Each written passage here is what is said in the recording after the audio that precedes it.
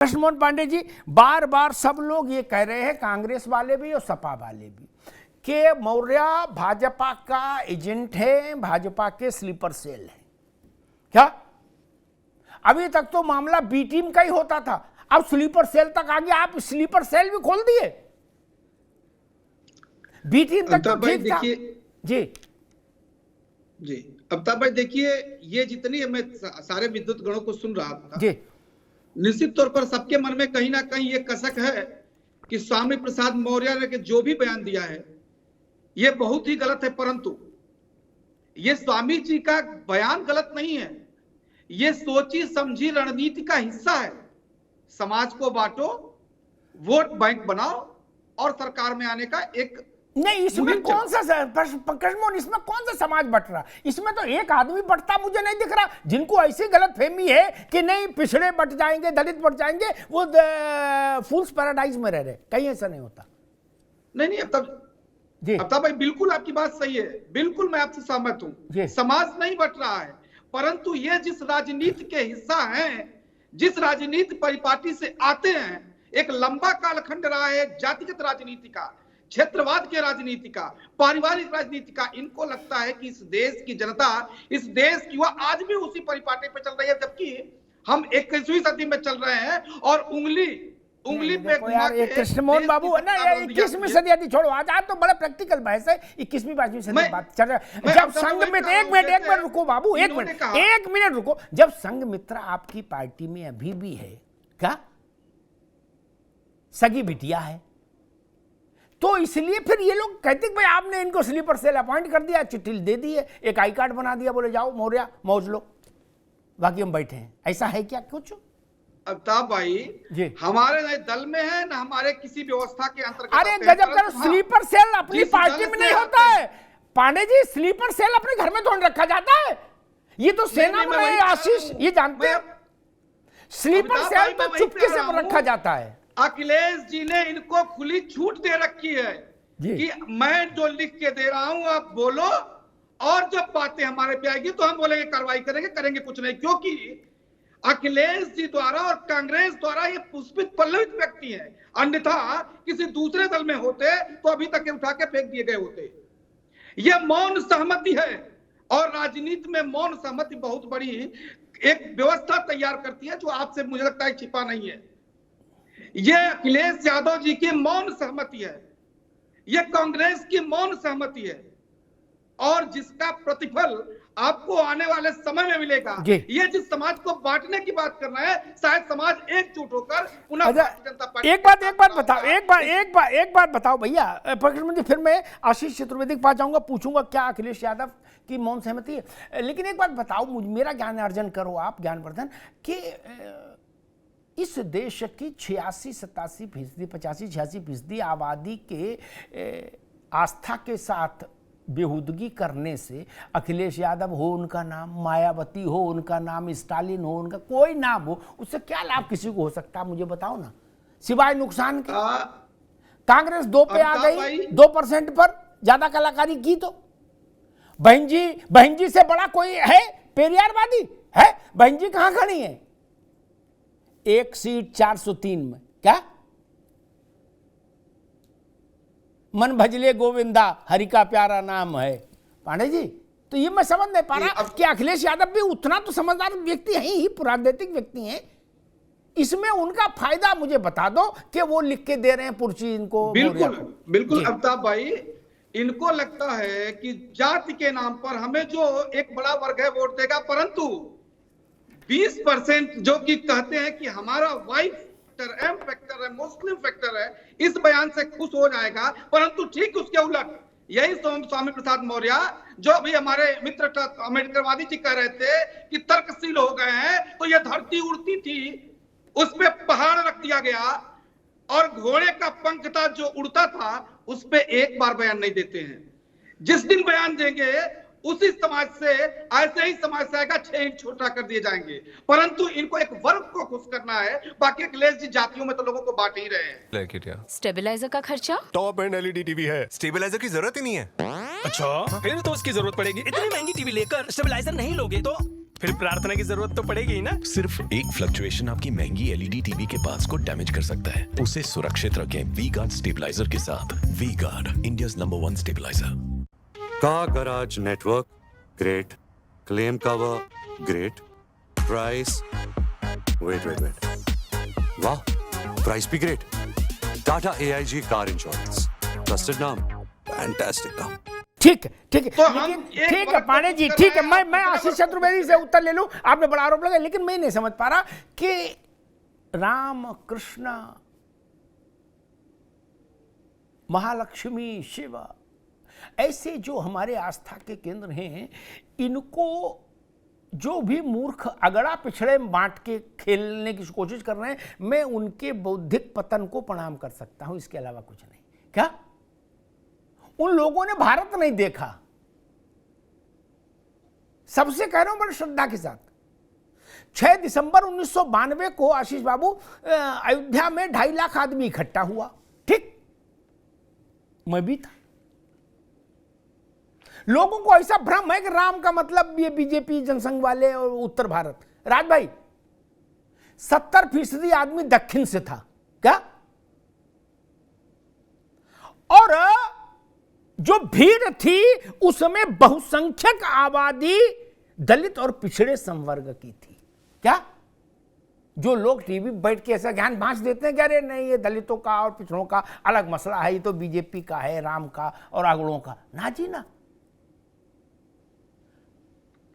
9 नवंबर 1989, अगर मैं सही याद कर रहा हूं, को जो ईंट रखी गई थी वो पासवान ने रखी थी, वाजपेयी जी ने नहीं। इसलिए ये दिमाग खोल के सब लोग चलो, जिनको ऐसी उम्मीद है कि नहीं मौर्य से ऐसा करा के कुछ चना चबेने का इंतजाम हो जाएगा, कुछ नहीं होगा, लुटिया डूब जाएगी।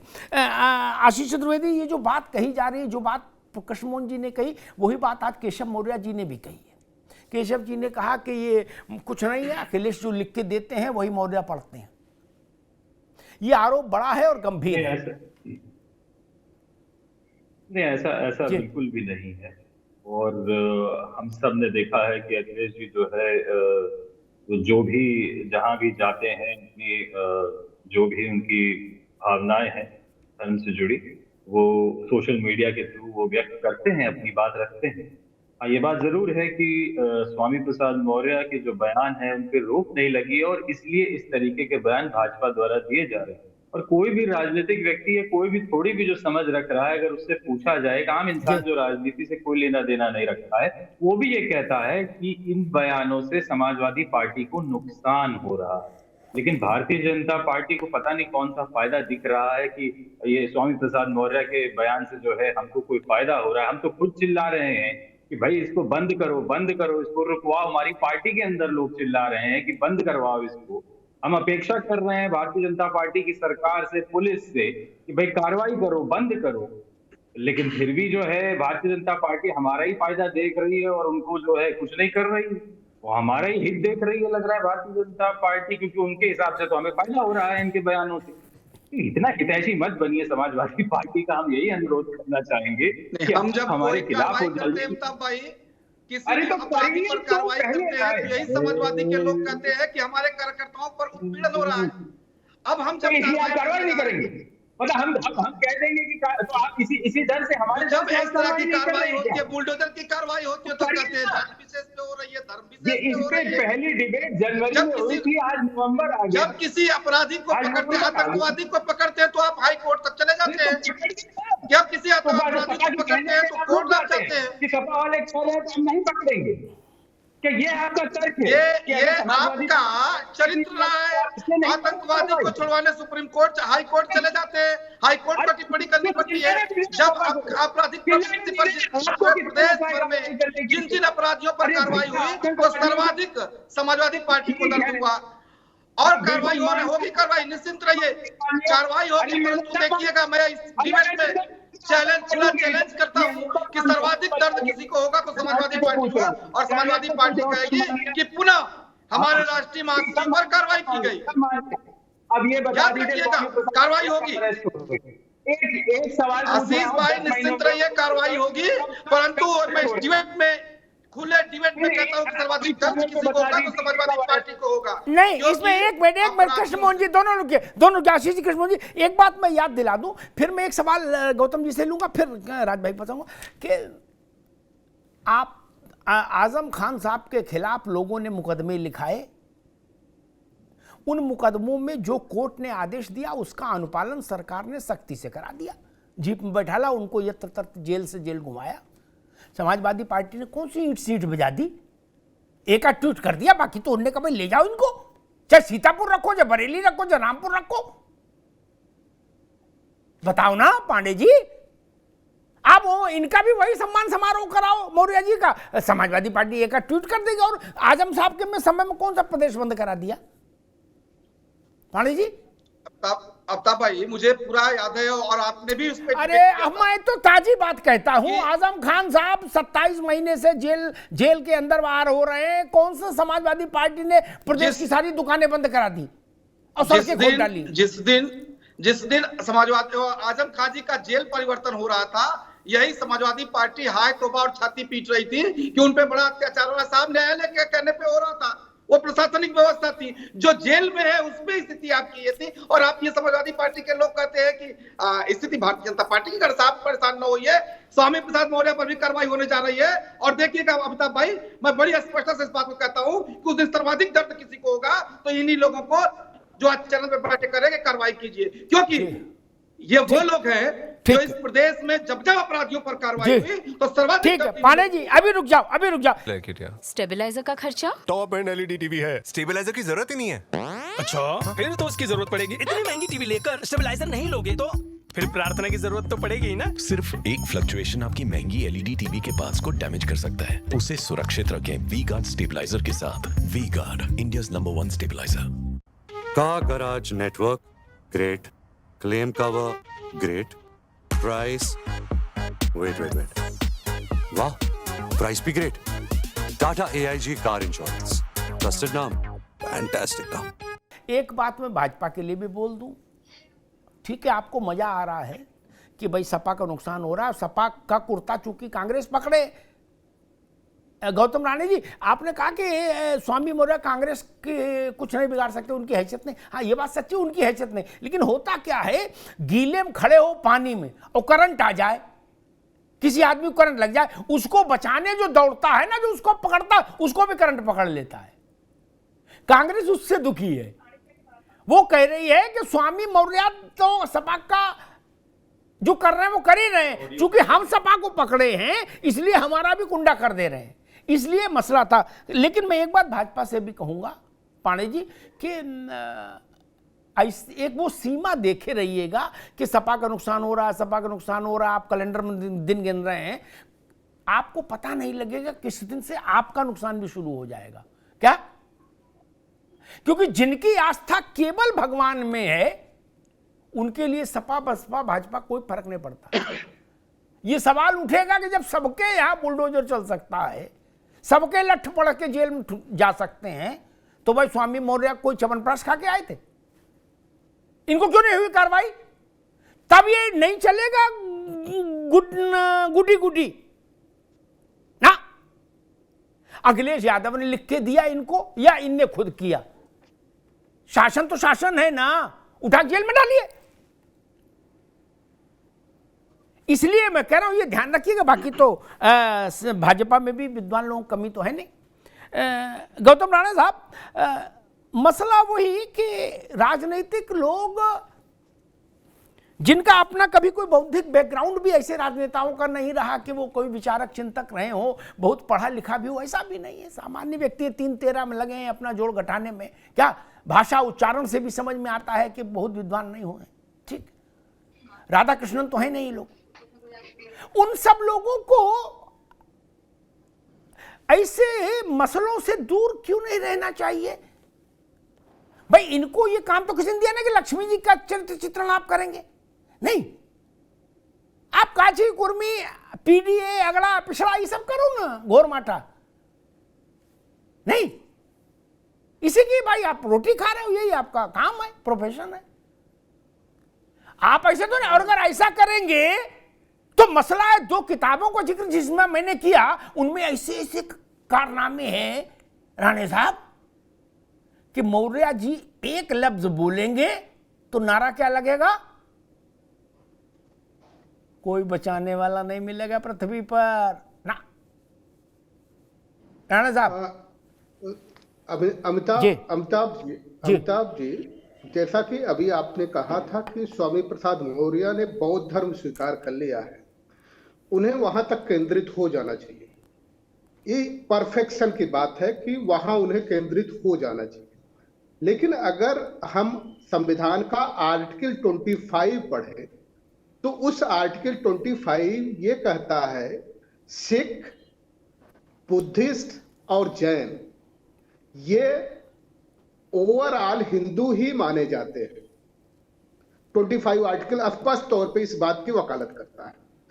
ऐसी स्थिति में जैसे अभी आपने कहा कि एक धर्म की किताब अगर पढ़ लें, उस पर कोई टिप्पणी कर दें, तो आपने उस शब्द को नहीं कहा नारे तकबीर अल्लाह अकबर में 6 इंच कम हो जाएंगे, हम उसको स्पष्ट कर देते हैं।